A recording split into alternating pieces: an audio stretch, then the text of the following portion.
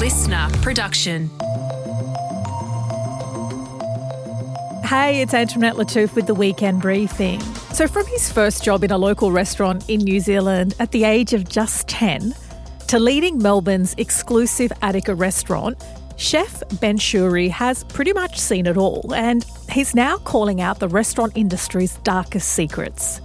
In his new memoir, Uses for Obsession, Ben exposes the misogyny, harassment and toxic culture that's ingrained in hospitality. And he really doesn't hold back. He even calls out the oppressive systems, or what he describes as oppressive systems and problematic awards that he believes have helped fuel this culture. In this chat, he shares his views on what it truly means to thrive in an industry that really needs to change. And he also says one of the most telling things about a person is the way they treat waitstaff.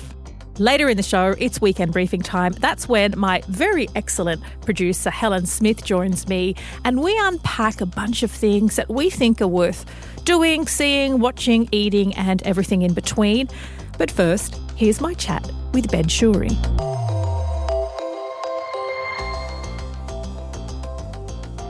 Ben Shewry, welcome to the Weekend Briefing. Thanks, Antoinette. Great to be here. I was surprised, but also a little bit concerned that your first job in hospitality was when you were 10 years old. I mean, I don't know what the labour laws were like in New Zealand back then, but it does smell a little bit of child labour.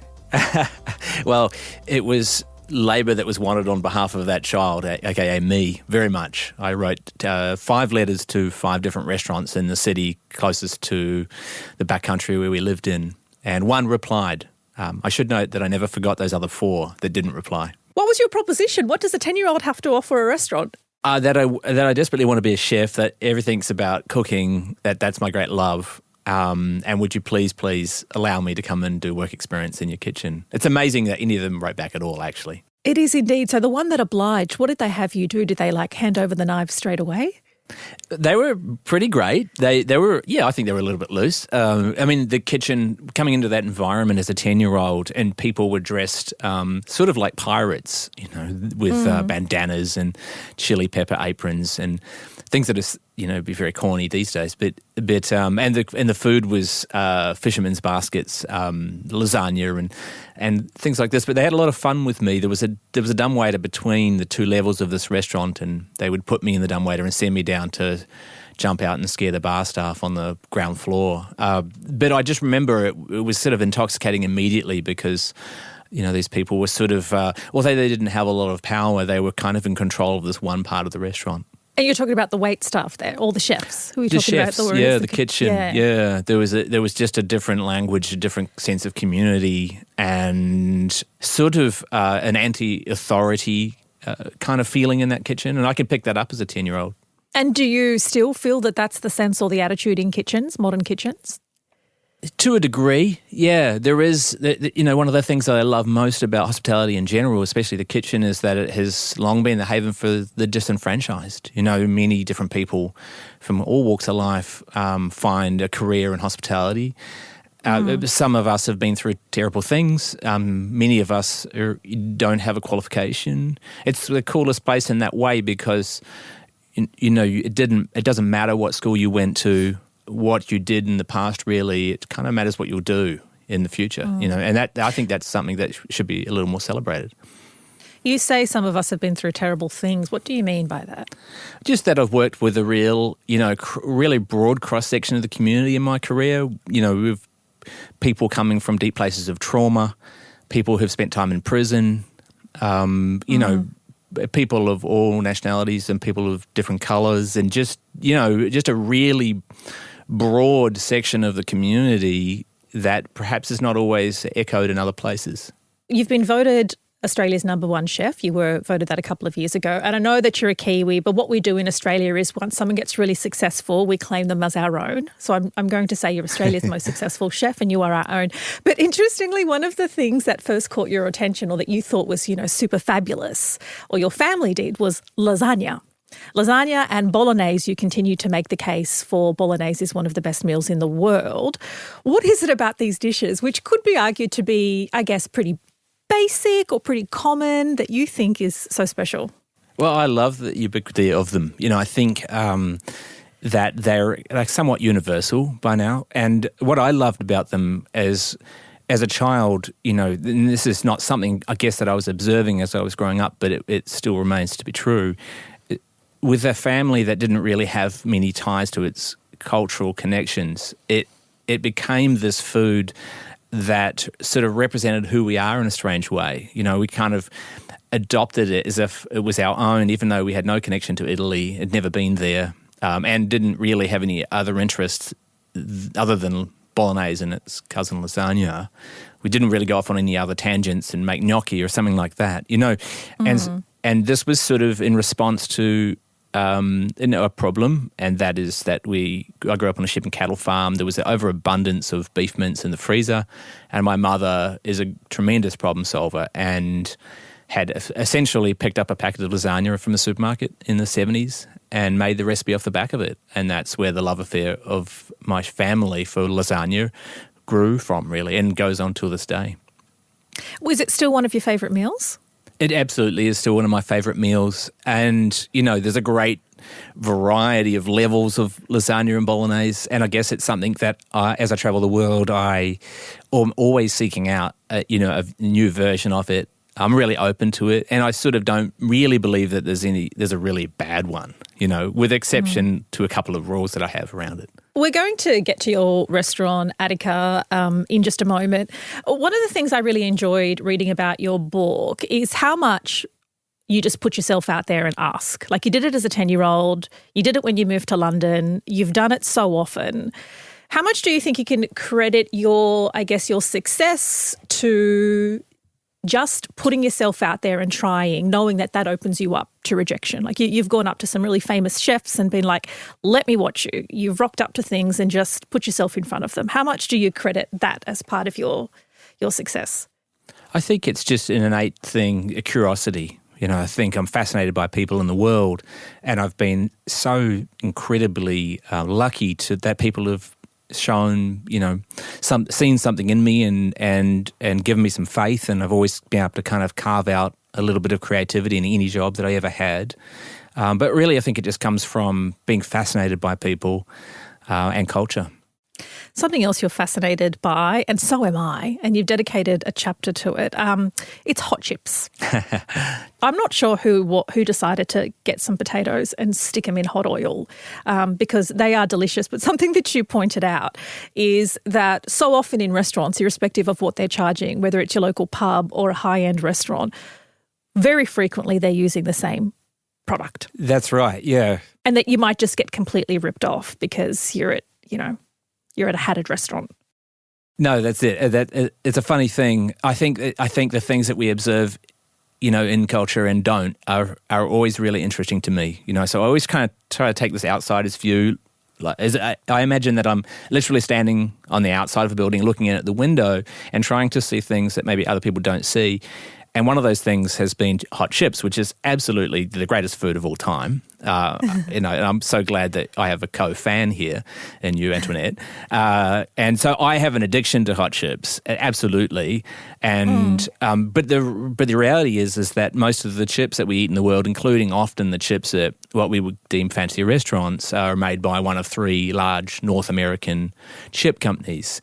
And so the argument of the chapter is sort of the fraud of the farm to table ethos, and this idea that often we say that we care about everything and we care about sustainability and where our food comes from, but so often we sort of will just take a shortcut on a few things. And my argument is, whilst I love eating chips, all chips, even commercial chips I'm happy to eat, I would prefer to eat something that reminded me of a potato from a farm rather than a Frankenfry.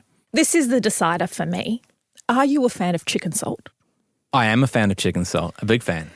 What on earth is it? Because it can't be chicken, because I have seen vegetarians reach for chicken salt and lacquer their hot chips in chicken salt. So it can't actually be made from anything resembling chicken. No, I'd hazard a guess to venture that it's some sorts of dehydrated vegetable powders and MSG and salt, that and probably colouring. But yeah, I agree. It's definitely not chicken. Delicious, horrendously unhealthy concoction, but I'm here for it. You've worked tirelessly to build Attica, and it achieved, I'm going to call it preliminary success, or success and then a big kind of slap in the face from COVID and then to come out the other end. What has been most satisfying for you? Was it riding that wave? Was it the initial success, or was it a bit of all of it? I think for me, it's always, it's so corny and such a cliche to say that it's about the journey, but really like... It is. It is corny. It is corny, but I think it's still true. I think it's like, this is the joy right now, talking to you. The next joy will be going to the market with my daughter. It's the things that we do every day. I always feel at the end of a big project a huge low, and I look back even on writing this book, and I think it's been the last 2 years and the friendships and the new relationships that I've built and the things that you overcome that are so fascinating and interesting and fulfilling. So when I think about the 19 years of Attica, and even the lows, I sort of look back on them in a positive light in a way. It's a little... Maybe that's a little strange, but I think of it in the totality, and I try not to get too low or too high as a person in life generally. Just kind of play the middle. Don't over celebrate or under celebrate. Something else that stuck out to me was some of your words on innovation, and you honestly write really beautifully. That's very kind. And it's not that all chefs or lots of people have interesting lives and achieve great success. It doesn't mean that it translates on the pages. So a shout out to some of your beautiful writing. And I do read a lot of memoirs. Something that stuck out to me was that true innovation requires dead ends, and you have to be willing to walk down them. You'll lose large parts of your life to it, the pursuit of nothing in your pursuit of everything. Have you always pursued everything? I have. Yeah, that's been my whole life, actually, when I look back at it, from the time of a very, very tiny child, even as young as 5 years old, apparently, So that I suppose I've always been kind of obsessed about stuff. I've always tried to handle that in a positive way. I think, those of us who have the privilege of achieving something in life have a responsibility to be mindful, of ambition and even obsession, But just kind of personally, I've always been prepared to just work at it and go deep and just fully commit to something until I feel like I've seen it through. The only time I've ever really seen that up close, because my connection to the hospitality industry was a waitress as a teenager, is in the TV show Bear, which I get, it's interesting. You think you get a lot of cultural moments from streaming services. Have you watched Bear? I have. I've watched parts of it. I've watched the first season and a bit of the second season. Okay, so did you see, it was then that I began to get a glimpse into the level of sort of perfection and detail and planning and I guess you could say architecture, human architecture that comes to run a high-end restaurant. Did anything from Bear jump out to you as, oh yeah, that's reflecting of our industry? Like even if it was the flaring tempers of the kitchen. Yeah, I think there's some truths in it. I think that it's not real, and so and it's also it's not. Even though there are really good people on the show, it's not our story. If you know what I mean, it's not the hospitality industry story, and actually, so it's really common for our stories to be told by other people. That said, though, I do know several people who worked on the show, and I'm friends with Maddie Matheson, the actor in the show, and they're brilliant people. And Maddie's a chef of note, so not just an actor. And so I think there's a lot of integrity there, and I think they do get pretty close to the mark. One thing you've often differentiated yourself from, and you talk about this in your book, is that, I guess, blokey alpha perception of chefs. How do you see yourself different to that stereotype? Unfortunately, in my career, often I haven't fit it in. And that really was surprising to me because as a 16-year-old entering the professional kitchen sort of full-time, I've always been sort of a sensitive person. I have a father who's very, very sensitive, very kind. And so when I came into the kitchen the first time, it was incredibly rough, brutal actually. And the things that the men were doing to me was shocking, and I didn't really know. What are these things? Just like being drunk on the job frequently, just being inappropriate in a variety of ways. Everything that kind of comes from being drunk on the job and daily drunk on the job. Sort of yelling and bullying and exclusionary tactics. For example, I wasn't a smoker, but I was never allowed to take a break because I wasn't a smoker. So most of the kitchen would leave and have a smoke, and then I'd be forced to stay in the kitchen and work. Just little things like that. I mean, in this kitchen, there were no women at all, which I think is telling and speaks to a bigger problem with the history of our industry more generally, but it was just a bit of a shock, and it took me really probably until I had my chance to run a kitchen at Attica. It really took that long for me to feel fully comfortable in the kitchen. Does that make sense? Despite this being the thing that I loved in an intense way. And of course, along the road, that wasn't always the case. There were definitely some great examples of kitchens run by men that weren't like that. So I don't want to say this is sort of the only way it has been in my career, but certainly the larger part.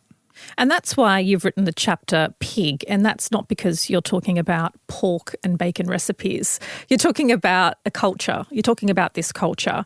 And we've seen a reckoning since B2, which, 2017, but more recently in Australia with some large franchises and some, bullying and sexual harassment and poor cultural behaviour getting out in the media. Surely for you, none of these revelations were surprising? No, sadly, tragically, not shocking to me at all, and completely and utterly believable. And I think there's been a little bit of a problem with our culture not believing women and victims of sexual harassment and sexual assault, not just in restaurants, but in the broader society. And I think that, unfortunately, when we hear about these stories out of Sydney, they're not surprising to me because often this behaviour is hiding in plain sight. So when we look at somebody's social media, for example, and the way that they portray themselves in their business, if they portray their business as sort of as an excessive party type of place, I think sometimes that behaviour is being echoed behind the scenes and inflicted on the teams that they lead as well. And so for me, of course this is enormously disappointing as a professional. Personally, it's devastating for the victims of this behaviour and the things that we're hearing about. And I'm glad that they have been outed in this way too. But I think a lot of us, and including media, knew about this already, and so I think there's also another question there too about who gives these people the platforms. Because we've actually promoted a lot of bad actors in our industry, and we need to be more thorough, So that's not okay to me either, that side of it, So I think it really requires a bit of a holistic look at our industry and all of our behaviours. What do you think will it take for change to happen? Obviously, there can be media exposés and some call-out, an embracing of call-out culture, but often the success or the perceived success of businesses like this is in the bottom line, is how profitable they are, and if generally people are protected if they can make people a lot of money. Absolutely. One thing that I'm cautious of is calling out an individual, even perhaps they deserve it, but I would rather point to this being a bigger symptom of a bigger problem. Sure. And sort of try to address that issue, because when you constantly sort of drive to an individual, I think that you force those people to the margins, and not excusing their behaviour for a second. But if they get sort of, not, I wouldn't say cast out, maybe that's, depending on what they've done, that their behaviour and their views become deeper, and then they go on to kind of perpetuate that and argue against it rather than actually reflecting. So I think enabling people that have, and this is more on the minor scale, people who have just a low-key sexist mindset, if there is such a thing, I think there needs to be conversations had with those people. And I think that's upon all leaders in our industry and in society to not walk past that behaviour, but to go, hey, listen, and especially, particularly, for men, if you hear another man saying something even vaguely inappropriate, then you need to say, hey, whatever your name is, what's your thinking behind that statement there? What are you thinking about when you say that? Because I don't really understand that. And so not in such an attack way, but more in a way of just trying to get them to reflect on what they've said and then perhaps point out the ways in which that's totally wrong and unacceptable, of course. But I think it's upon all of us, particularly, the leaders and particularly and absolutely, both legally and ethically, the owners of restaurants and bars and hospitality venues. That's where the buck begins and ends in a lot of instances, because employees, if they're not empowered and if they don't have the support of management, then nothing changes, unfortunately. What sorts of things have you had to challenge in your working life, or sorts of cultural norms you've had to massage to fit into the Atticus work culture?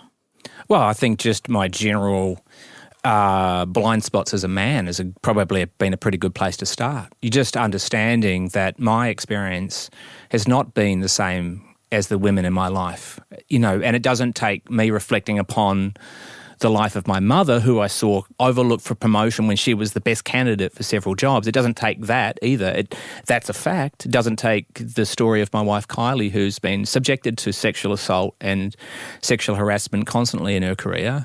It just takes a bigger view to see women in the workplace and to think, you know what, this is absolutely my responsibility. This is begins and ends with me in many ways, and so if I don't actually make a stand on some of these things, then who am I? But also, this is not a safe place to work, and selfishly, I will lose staff, and having a gender balance in any workplace is essential to performance. So I think it's just reflecting upon your sort of daily sexism as a man, talking about it with other men, and just keeping it on the burner the whole time. I think since 2017, the re-emergence of Me Too, we had this great moment then, and I hoped that there'd be a bigger change. I thought there'd be a cultural reckoning. And rarely in Australia, now in 2024, and we've heard the first story. So in a lot of ways, I think we've taken our foot off the subject a little bit, and we cannot. When I read the line that this next thing that you were going to say may land me in hot water, I was like, yes, this is the kind of stuff I love, because you take a jab at food media and food critics, and I'm going to paraphrase, so allow me to, that it all sucks, it's a pile of crap, and we shouldn't believe it. Well, no, we shouldn't believe it, we shouldn't be dictated by it. Also acknowledging that you've had some of the greatest accolades in respects to stars and thumbs up and great reviews. What is it about that ecosystem that you find most problematic? It's problematic in that it never really did what it set out to do, that it's not really that reliable in most cases. Now, there are exceptions to every rule, right? There's some great people that write about food in the world. But largely, my experience with the most powerful guides and publications reviewing restaurants has been that it's largely meaningless and not really, even as an eater, not really a dependable source of information. And the other thing that I write about that I think I even understand more acutely and is more critical since I wrote this is that the way that it makes us feel as hospitality workers to live with this pressure of, on any given night and every single year of our careers, in any decent restaurant, there is the chance that a food critic walks through the door to review us. And so there's a lot of anxiety for hospitality workers tied up in that. We're the only industry that I can think of that gets reviewed year after year, several times a year for eternity. And so if those people who are making those judgments about our work, the work in which we've spent decades dedicating our lives to, if they're new to this or if they don't take their work as seriously as I do mine, I'm saying that they don't have the right to judge us in this way, and that their judgments have real life impact for restaurants and hospitality workers. Not just, they have the ability to dictate the course of the financial success of a business, but also the effects on our mental health because of negative reviews, or even just living with the pressure of a looming review. And every year we talk about this as a review season, and we know the critics are coming, and there's an anxiety, which is just so ugly to me in a business that's trying to create joy. Well, my perspective from an outsider is also like Google reviews and TripAdvisor play a much bigger role in what determines where a customer goes. Do you think that Google and TripAdvisor are making those reviewers redundant? I'd say to a large extent, yes, combined with social media as well, and that very importantly, part of the freedom of restaurants has been the direct consumer communication that's come through social media. For all the bad things that we talk about social media, for small businesses, this is the most powerful tool that we have. Yeah, you get direct feedback from your customer base. And sometimes more genuine connection too, if you do it honestly as well.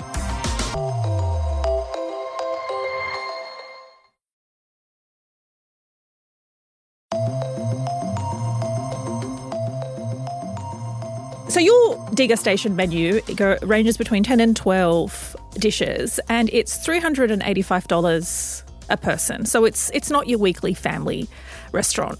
How does your business, or does your business feel the impact of cost of living pressures, the rate rises? Everyone's been waiting for a drop and that hasn't come in months. Or is it a different type of customer or that special occasion customer that keeps your doors open? Attica is really unusual in the world of fine dining restaurants in that because of, I guess, its honesty and the ways in which we've been able to market ourselves over the years, there's a sort of a genuine connection with a lot of people to the business. And we've really only sort of understood that during the lockdowns, but we've always had a customer that saved to come. We've had people that could come whenever they want as well, but to a lot of the people coming, they might have saved for a year, got a babysitter. It's a pretty big deal, and we take that responsibility really seriously. We've been through the GFC, we've been through COVID, we're coming through the cost of living crisis. It always has an effect on you. But when you've been in business for 19 years, you kind of know how to handle those ebbs and flows. And my thing is always, and I think this is true of any business in a financial downturn, is that the owners just need to work harder than ever. You kind of double down on things like innovation and keep actually investing in the restaurant. It's actually the time to invest rather than pull back. And I sort of think it's a bit of a funny view as with big business, as soon as there's a slim margin, they cut staff, they cut everything back. But I take the longer game always with it. And just coming back to your memoir, Uses for Obsession, who do you think the book is for? Because, obviously my hospitality background is very slim, and for a couple of years when I was a teenager, but I was drawn to the pursuit of perfection. I was drawn to passion. I was drawn to reflection, reinvention. But I'm curious as to who you think would benefit from this book. The book is for anybody, actually. It's not for the hospitality industry. The hospitality industry is my expert knowledge, and this is the way that, this is the lens in which I view things in the world, I suppose, or this is the way that I communicate to the world through these stories.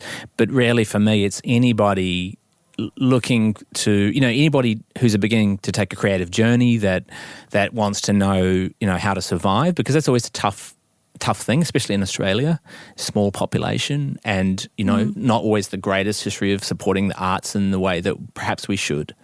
And, when I write these stories, I'm writing to a really broad audience, and because without wanting to get into the conundrum that is self-help books, I want the book to be useful, and purposeful, and for people to be able to, maybe find a little bit of themselves in it and maybe find a way to move forward. Now, that does sound very self-help-like. I will agree. But the point is, I want it to be entertaining. I hope that, you laughed occasionally, because I think, it helps deal with the heaviness of life, a little humour.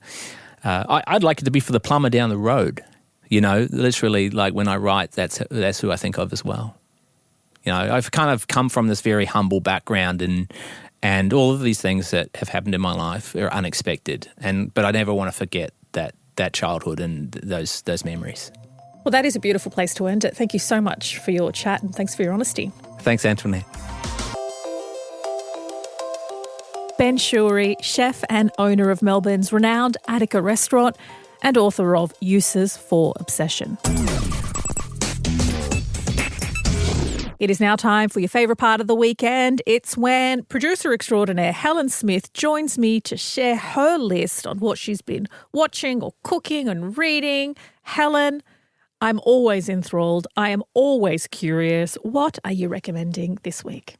All right, my first recommendation is a TV show. Okay. And it's called Rivals, and it's on Disney+. And firstly, it's set in the 80s, and it's about kind of the rise of television and how journalism, it's about journalism. Oh, okay. So like network TV rivals. Yeah, network TV rivals. Yeah. And it's kind of like the rise of the interview show, like the golden TV interview show.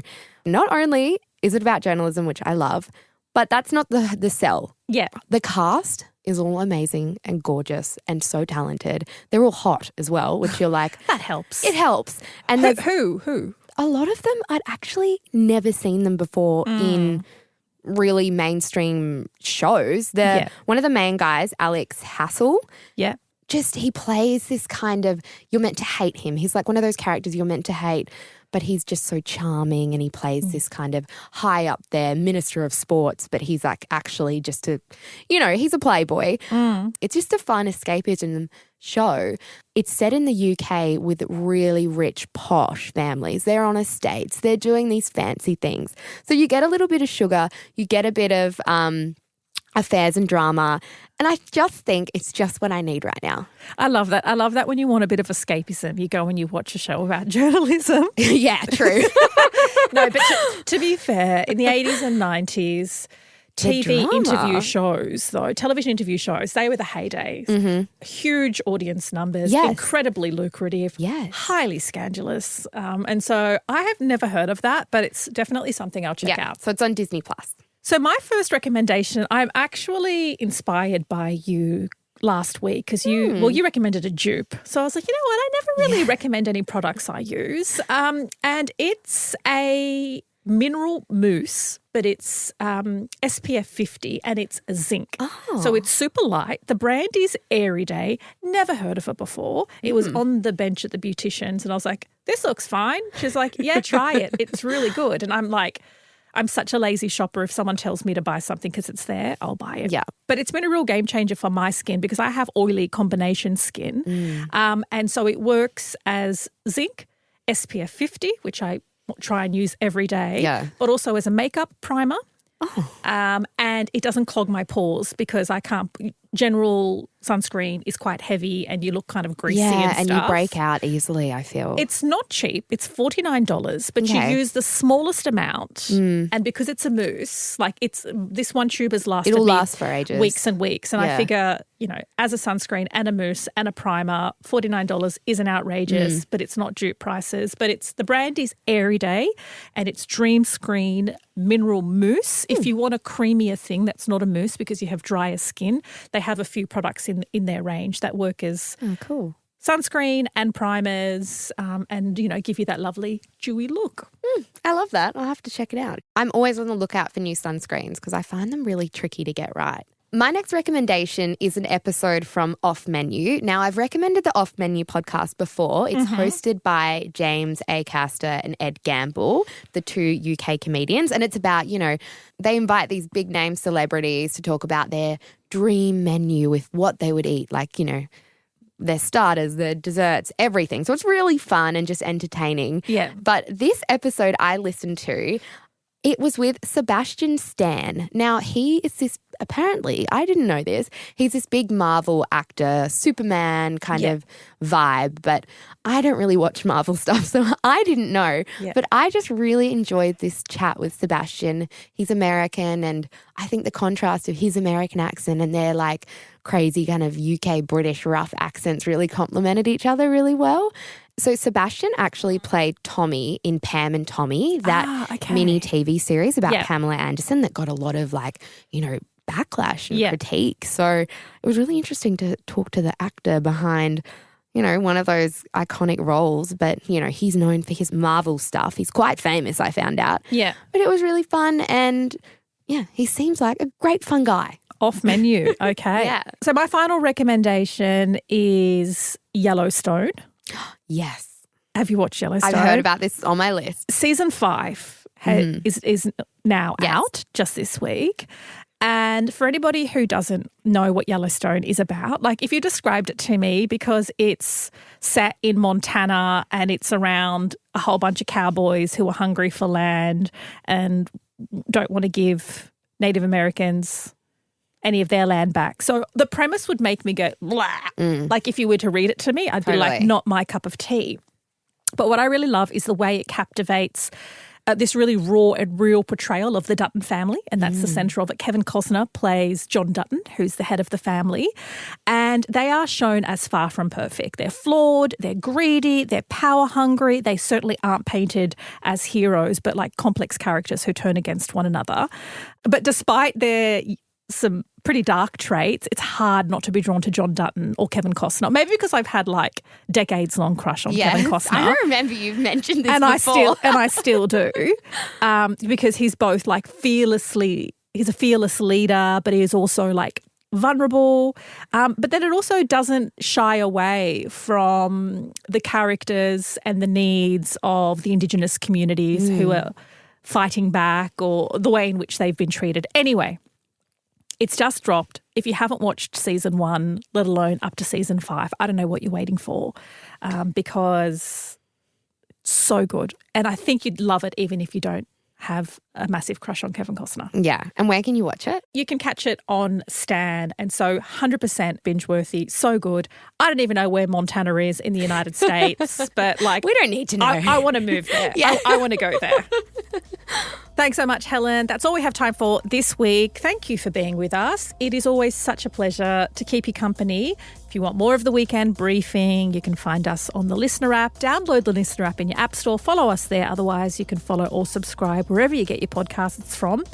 And why not give us a rating and review for this chat with Ben Shewry? We'll be back Monday morning where the team will have the latest headlines straight to your headphones, along with some fascinating deep dives. Stay safe, everyone. Catch you next week.